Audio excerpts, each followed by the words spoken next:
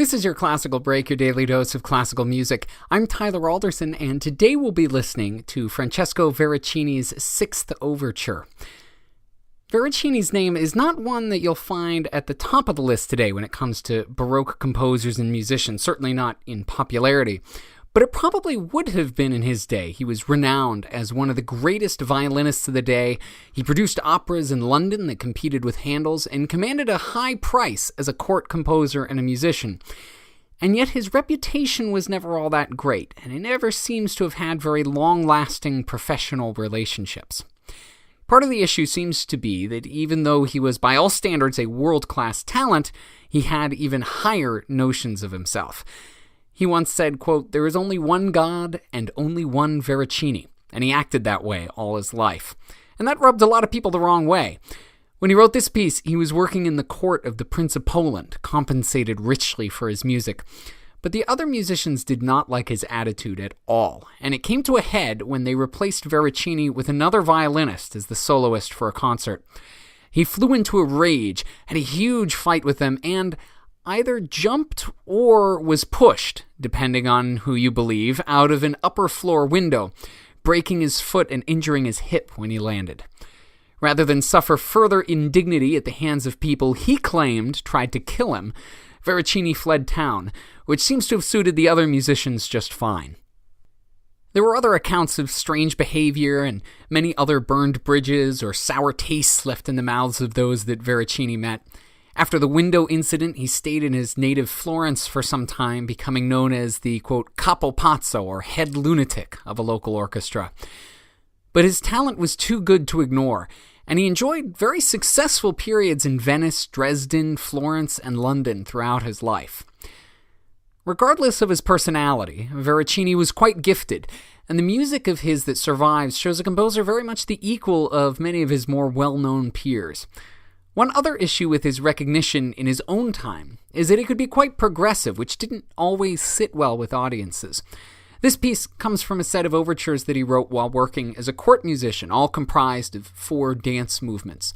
And while they're titled overtures, they're structured an awful lot like some later symphonies. And in many ways, much of what Veracini wrote sounds a lot more like composers who came a little later than he did.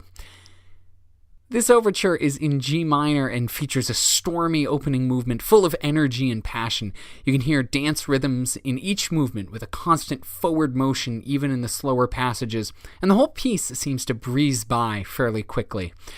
Here's the Akademie für Alte Musik Berlin in a concert recorded at the Isabella Stewart Gardner Museum in Boston with Veracini's Sixth Overture.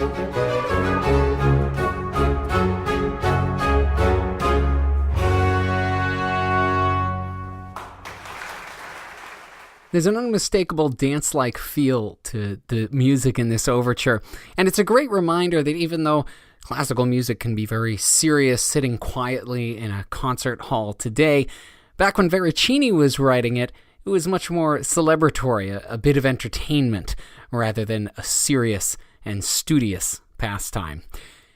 Thanks to the Academy for Alte Musik Berlin and the Isabella Stewart Gardner Museum for putting that up on museopen.org. And thank you for listening. If you have the chance, please rate and review this podcast wherever it is that you're getting it. I'm Tyler Alderson, and tomorrow for your classical break, we'll be listening to some Chopin. I'll see you then.